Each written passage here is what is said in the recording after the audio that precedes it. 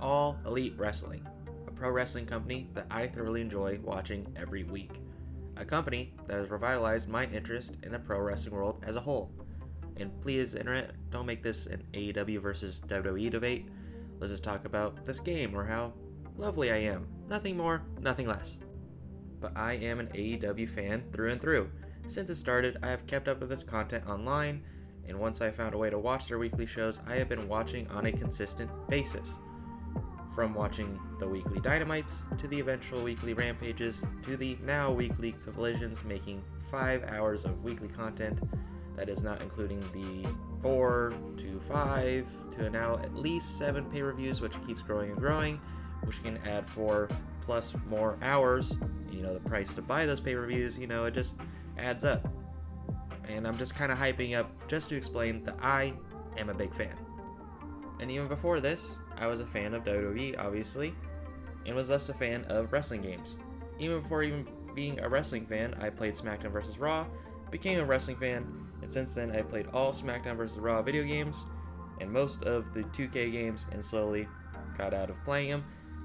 Needless to say, the excitement that fell upon me when AEW announced that they were making a video game, I was more than hyped, and I will get to it later on in the review. And not just any review, oh no, this is what I like to call a casual gamer review, which I can easily explain in a scripted manner.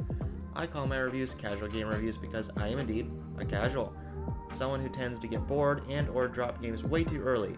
But since I have started streaming and making YouTube videos, I've decided to always finish at least the main story. Whatever extra I feel compelled to do will of course affect the review in itself. In this casual game review of AEW Fight Forever, I will be covering the story, the gameplay, and its release/content. And I won't really touch on the creation parts of it because it's fairly basic when it comes to wrestling games, and for the first game they produced, I think they had a decent amount of options for how they look and the moves they can do, and of course I made this lovely human right here. Let's get started. The story for Fight Forever, or as it's called in the game, Road to Elite, is an arcade-based story mode. At the beginning, you'll choose either one of your favorite wrestlers in the game, or a created wrestler, which I of course picked my monster of man, Biff Jerky. After selecting, you'll take a part in the Battle Royal, and based on how you do will change what you do for the next chapter, because each chapter has 3 different paths that your character will go on, which is nice. But after the first chapter, every path you will take is pretty much completely random. Playing through my first time around, I was thinking, I can eliminate each path based on decisions I make or what character I take on.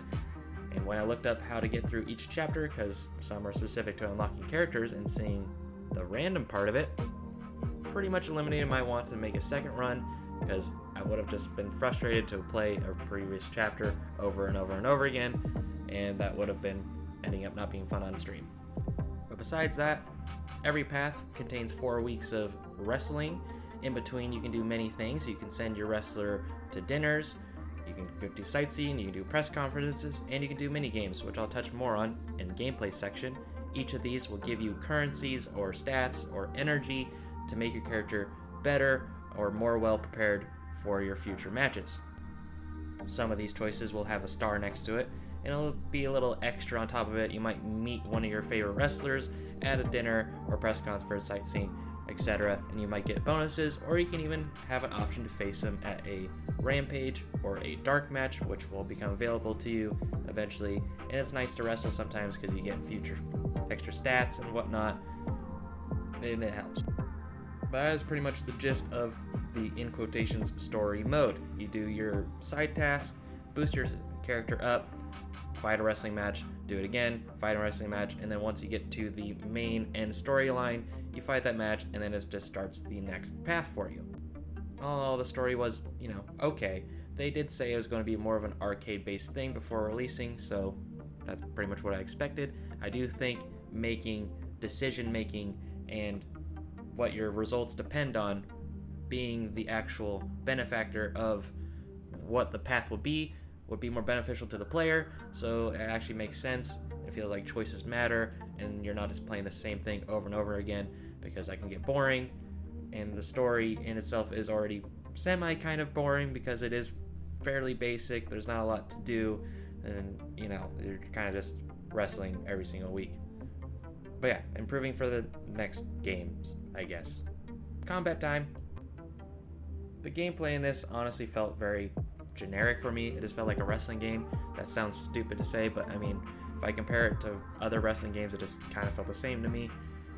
You hit enemies until you build up your finisher. You can hit special moves, do your signatures, hit your finishers, 1, 2, 3, you're done. The main learning curve to this for me was the pacing of the matches and, of course, reversing moves. You have to decide, are you going to reverse a grapple or a strike, which are two different buttons. On top of that, you also have to time it perfectly to reverse. But then once you get used to like patterns of the AI, you are pretty much fine. Especially me, I played on normal mode. You have a pretty good window of reversing to be successful. And it was mainly difficult at first. In my story, I was losing most of my matches, and then once I got a hang of the pattern of things, how to actually do things well, what's the best strategy against your opponents, like what should your pattern be to effectively do it, it got pretty easy, and I was able to get through the story mode pretty effectively, apart from some multi-man matches and hardcore matches, because it can get a little wonky at times, especially the lock-on system. You have to manually set the lock-on system every now and then, and sometimes multi-man matches, a lot of people can be focusing at once, and it feels like you don't really get a chance to do offense. You have to try to actively escape them, which cannot be fun. My end match of my storyline, spoiler alerts, but it's again arcade mode, I had to face the Young Bucks in a handicap match, and man, I was getting slaughtered for all of it, but thankfully, the main way to kick out of a pin is just mash one button as fast as you can, and no matter what they did, I was able to kick out and beat them. And I know there's a lot of like fun aspects of the game and a boatload of different stipulation matches. Once I kind of found how wonky the game was, I kind of steered clear away from those, because adding weapons and more people in the matches kind of just felt chaotic at times. It might be better now, but I played this on release, so I just kind of avoided those as much as possible because I didn't want to keep getting frustrated at a wrestling game. I also need to talk about the mini games, because that is also gameplay. Like I mentioned earlier, you can participate in mini games between each of your weeks. I enjoy that mini games are a part of this game because mini games are silly, and we can all agree professional wrestling, very silly. So making your favorite wrestlers do these crazy mini games like collecting coins from the sky, hitting as many home runs as possible, etc. That feels cool, that feels silly, that feels needed. I hope more wrestling games do this because it is just fun in general. But in my experience, playing the mini games in the story kind of feels a little, the difficulty's off, because most of the time you'll play against your AI and you'll make one or two mistakes and then you just lose because you don't get any prize for getting second place. You can only get a prize for winning, which makes sense. But if they do that, they should definitely extend the amount of rounds each minigame takes to give you more of a chance to make mistakes and recover from them. An example was I was doing the trivia one. I messed up one question. I lost because some of the AI did not mess up any of the questions. I imagine playing minigames with your friends out of the career mode is probably way more fun than playing against the AI. But if they make it a part of career mode where you get benefits from it, maybe tweak that a little bit so it's better for career mode. And again, the gameplay was just okay. There was problems with it. It did get boring. It did get repetitive. The difficulty was here and there. But I feel like the gameplay is a good ground for future games. Build upon these and eliminate the mistakes. And I feel like down the line, there should be a good game down there. Just right now, it does not feel complete. It does not feel fluid. And this is coming from someone that played it on release, so I imagine it is better with patches and glitches and whatnot, but I played this on release, so I have to talk about that. I haven't played it since. So there you go. Maybe tell me in the comments if it's better or if I'm wrong. Yeah. Now we go into kind of a weird section that I have never really done in my reviews before, is the release/content. The only reason I'm talking about it is because I am a first day player and I, of course, watch the AEW product every week. So I kind of went through all of the experiences of the announcements and whatnot. And it does affect my reviews. So that's why I'm talking about it. So I'm going to try to make this as short as possible. In 2020, they announced that they were going to be working on this game, and it was going to be made by Ukes, who made the WWF Unforgiven games, pretty much the older games that felt like this style. So they pretty much said what style they were going for. Me, I have never played those games. I just started from SmackDown vs. Raw, so two completely different types of games, but I thought as long as the fun's there, that's all that matters. They released their first look at the gameplay almost a year later, and to me, I honestly thought it looked fine. A lot of people, of course, roasted them in comments because it didn't look perfect, but they were building from scratch. There's nothing there, so I thought it looked good from what they had, and eventually they started giving possible release dates.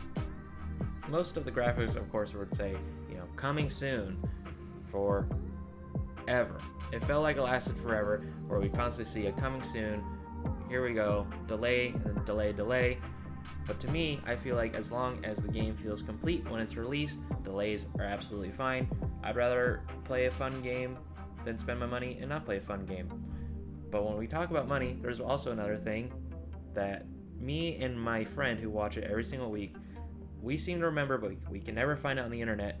They announced that it was going to be coming to Game Pass, which for us, we both have, so we would save a lot of money if it came to Game Pass, so we, of course, were stoked.